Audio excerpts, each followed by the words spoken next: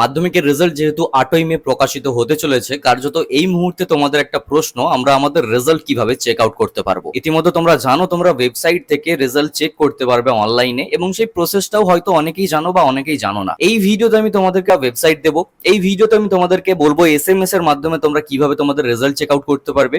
এছাড়াও থাকছে তোমরা একটি অ্যাপ্লিকেশনের মাধ্যমে কিভাবে তোমাদের রেজাল্টটিকে চেক আউট করতে পারবে। সম্পূর্ণ বিষয়টাই একদম A to Z আমরা আলোচনা করতে চলেছি, কার্যত পুরো ভিডিওটিকে দেখার অনুরোধ জানালাম, এবং এই ভিডিওটিকে দেখলে তোমরা তোমাদের রেজাল্ট কিভাবে দেখবে ডেফিনেটলি বুঝে যাবে। তো চলো সম্পূর্ণ ভিডিওটিকে দেখতে থাকো। আমার নাম বিক্রম, তোমরা সকলে দেখছো বিক্রম পাল ইউটিউব চ্যানেল। তো চলো ভিডিওটিকে শুরু করা যাক। আচ্ছা, ভিডিও শুরুতেই একটি কথা বলবো, যারা এখনো পর্যন্ত চ্যানেলটিকে সাবস্ক্রাইব করোনি, সাবস্ক্রাইব করে নোটিফিকেশন বেলটিতে অল দা দিয়ে দাও এই টাইপের ভিডিও আরো পাওয়ার জন্য। আচ্ছা, তাহলে শুরুতেই বলি তোমরা SMS এর মাধ্যমে কিভাবে তোমাদের রেজাল্টটাকে দেখতে পারবে। বাট তার আগে বলে দিই, এই SMS টা কিন্তু তোমরা তোমাদের রেজাল্টের দিন করবে, তাহলে বিষয়টা আরো ভালো তোমরা করতে পারবে। যেহেতু দেখো 9টার সময় কিন্তু প্রেস কনফারেন্স থাকবে, অর্থাৎ সভাপতি জানাবেন যে কি রকম টাইপের রেজাল্ট হয়েছে বা কি ধারা, আর টপ 10 এর মধ্যে কতজন স্টুডেন্টরা থাকতে পারে ইত্যাদি, এই সব বিষয়গুলোকে নিয়ে আলোচনা করা হবে।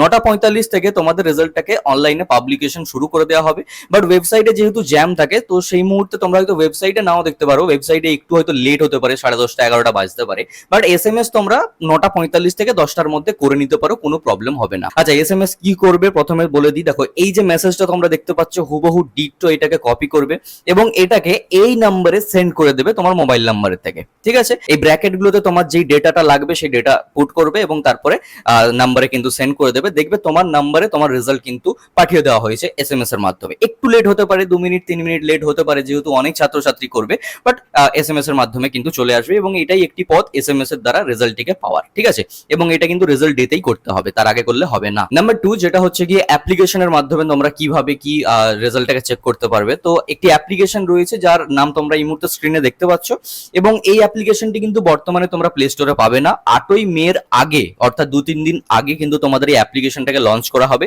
এবং এই অ্যাপ্লিকেশনটি দ্বারা তোমরা কিন্তু রেজাল্ট চেক আউট করতে পারবে। অনেকটা ওয়েবসাইটের মতোই সিমিলার রয়েছে।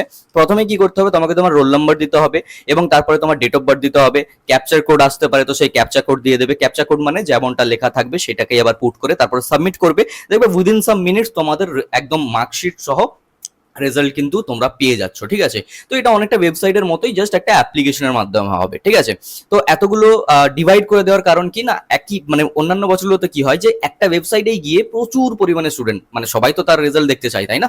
তো ট্রাফিক এতই বেশি হয় যে রেজাল্ট কিন্তু লোডই হতে চায় না।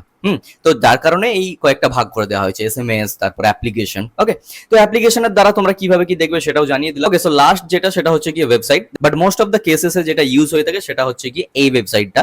ওকে, তো এই ওয়েবসাইটে তোমরা ভিজিট করবে এবং সেখানেও তোমাকে roll number, date of birth এইসব কিছু চেয়ে নেওয়া হবে এবং সেগুলোকে দেবে, দেন সাবমিট করবে। তারপর দেখবে তোমার পুরো মার্কশিট চলে এসেছে, কোন সাবজেক্টে কত নাম্বার পেয়েছো, টোটাল কত পেয়েছো, পাস করেছো কত নাম্বার নিয়ে, কোন ডিভিশন, সমস্ত কিছুটা কিন্তু চলে আসবে। আশা করি তোমরা সকলেই সম্পূর্ণ বিষয়টিকে বুঝতে পেরেছো। যারা বুঝে গেছো যে কিভাবে রেজাল্ট চেক আউট করতে হবে, ডেফিনেটলি আমাকে কমেন্ট করে জানিও যে হ্যাঁ দাদা আমি বুঝে গেছি। ওকে, তো এই ভিডিওটা ছিল এই পর্যন্তই। সকলেই ভালো থেকো, সুস্থ থেকো, বাই।